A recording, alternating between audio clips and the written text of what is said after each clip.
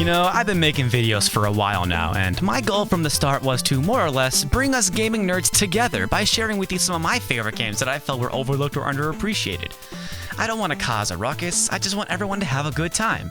But I know you can't please everyone, so I don't try to. And I'll admit that I've said my share of controversial things over the years, but that's just me speaking my mind. I'm never trying to be a dick when I say things people disagree with. That's just the way I think, man. However, I will admit that I have been pretty unfair and kind of a dick with one game pretty much from the start. Startropics 2, Zoda's Revenge. In October of 2007, I reviewed Startropics for the NES, one of my favorite games of all time. And in that review, I briefly talked about how much I hated the sequel, Zoda's Revenge, and then proceeded to bash it anytime I could work it into an episode. And this really upset a lot of people. I don't think anything else has generated more backlash among my fans. Now, in my defense, these are my videos. I'll do whatever I damn well please in them. And that was my third video. I do sincerely apologize for not better stating my argument. At the time, I really didn't know better. I'm just a nerd with an opinion, and it's easy to forget the weight that one's words can have. And many people have rightfully pointed out that I didn't really present a proper argument against Zoda's Revenge at the time. It's something I regret, and have since then tried to avoid doing in future episodes. But don't be confused here. I only apologize for not better stating my case at the time. I still think this game is garbage, but for all the people who have written and commented, allow me to explain myself. Zoda's Revenge is a sequel, and is therefore required to do something familiar yet different from its predecessor. And what we got this time was a time travel story, as opposed to the quest to find your lost uncle. Now, I'm never one to hold a Nintendo game's story against itself, but not only was this premise kinda lame, they got rid of the yo-yo! Couldn't they have thought of an equally stupid storyline but kept in the yo-yo? That was my favorite part about Startropics when I was a kid. I even stupidly bought a yo-yo thinking that you could fling it like Mike does, which I found out that you can't. Instead, you hurl a never-ending supply of weapons like hammers, daggers, and swords. But unlike the different types of yo-yos you get in Part 1, these don't downgrade as your health is depleted. Your magic item does, which shoots further than your weapons, but is weaker. And I'll admit, this is one of the few improvements made over the first one. It makes combat a little more balanced, but I still miss that yo-yo.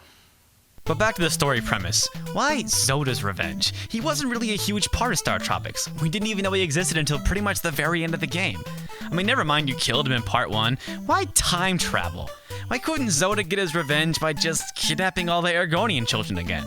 Then you have a simple setup. 7 kids on 7 different islands, and you gotta rescue them all, right? Yeah, it's about as lame as time traveling, but at least Mike gets to keep his yo-yo. I have other gripes about this premise, but I'm not even gonna get into how fucking dumb it was to have Cleopatra ask Mike to bring her a pizza, hold the anchovies, or how dumb it was to find a chicken nugget buried in a cave. Bottom line, the time travel thing is a really stupid idea, but I honestly can't think of anything much better. But the story is just a minor gripe when compared to the changes made to the gameplay. A lot of people had a problem with the original Startropics because of its stiff controls. You see, in games like Blaster Master or Guardian Legend, you have a more familiar setup. If you push in one direction, you not only turn in that direction, but you also start moving. It's something you take for granted until you play a game like Startropics. Pushing in one direction simply faces you in that direction, so moving out of harm's way isn't as easy as you think. And there's no walking or jumping diagonally, it's like you're restricted to a chessboard. This is a deal breaker for many because some people just could not get used to this design, and that's totally valid. I still argue that it worked for Startropics because every dungeon was meticulously built around this design, so you were constantly rewarded for mastering all the traps and puzzles. But anybody who played Startropics to the end would probably agree that once you get used to this design, the game's brilliance is undeniable. But in Zoda's Revenge, I get the sense that the designers are trying to please both fans and critics of the first one. Mike can not only walk diagonally, but walk anywhere he wants, not to mention change his trajectory in mid-air. So that chessboard concept is gone. Now this may sound like the perfect solution to Part 1's biggest problem, but the levels in Zoda's Revenge still feel like they were designed for that old-fashioned chessboard setup. So what we have are levels that feel like they were made to complement the rigid design of the first one, but don't at all feel right with the loose controls and gameplay changes made for Part 2. In my eyes, this breaks the game, because there's still a lot of emphasis on platform jumping, and it's all made needlessly harder with this looser control mechanic. It can be difficult to gauge your distance and easy to miss your jumps.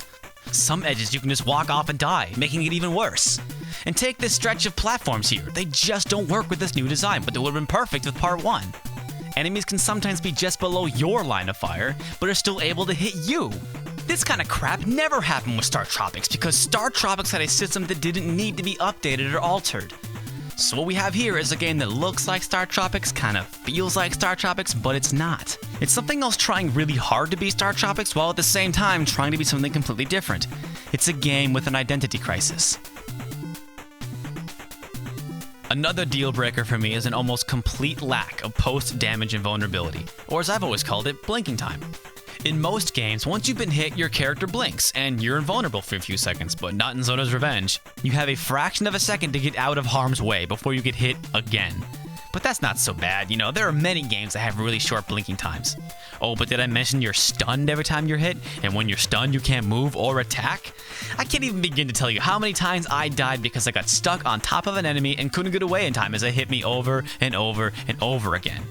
And it can be hard to move away from an enemy because despite the fact that you can now move diagonally, you still have to face that direction before you can start moving.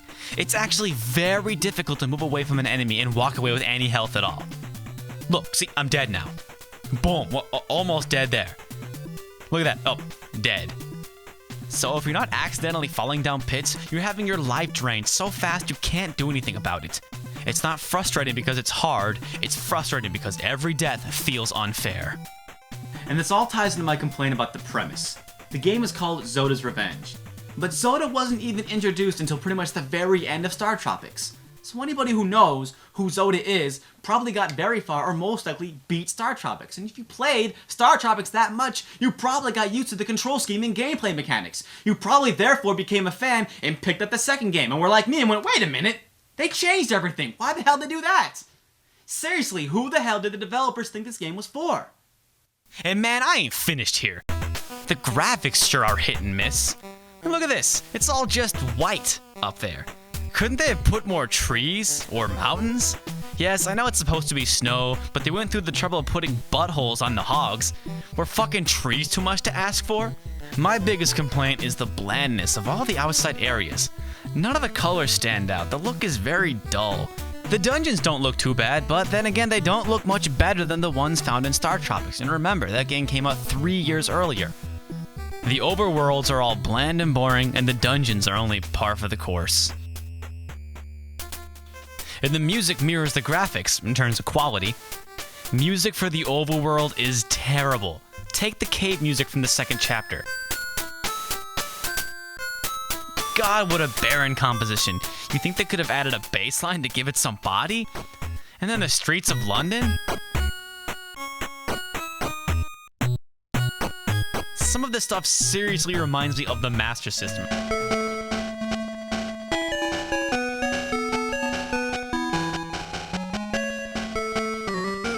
And for a first-party NES game made in '94, that's just unacceptable.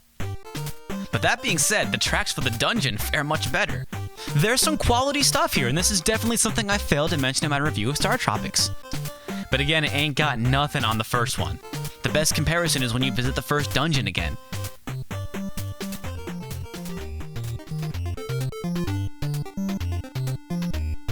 And I'm not being critical of the slight changes to the composition, that's fine, it's the overall tone. It just doesn't compare. But you're probably noticing a trend here.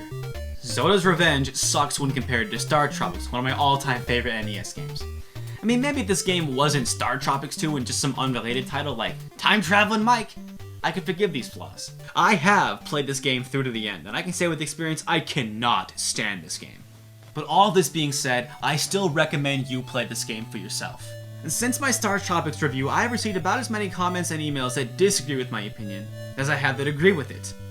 I don't like this game, but judging by the emails, a lot of people do. So play them both and decide for yourself. They are both now on Virtual Console, and judging not by my opinion, but rather the general consensus, they are both games worth your time. I hate this game, but I've got no problem if you like it, you know? But I think we can all agree on one thing. This game brings out the worst in me, so I think it's time we wrap things up. I'll leave you with, remember, opinions are like assholes. Everyone's got one, including the hogs. Cheers.